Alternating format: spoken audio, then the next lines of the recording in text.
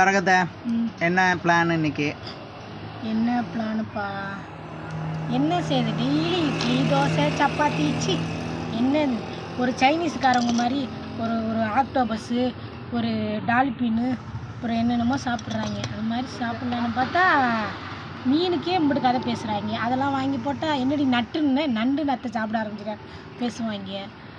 என்ன செய்கிறது? ரசம் சாப்பாடு செஞ்சுருவோமா நைட்டு?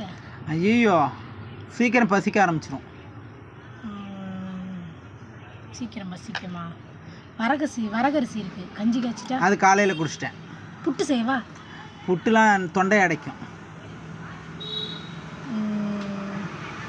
அடை ஆனால் அது கூரை போட்டியா?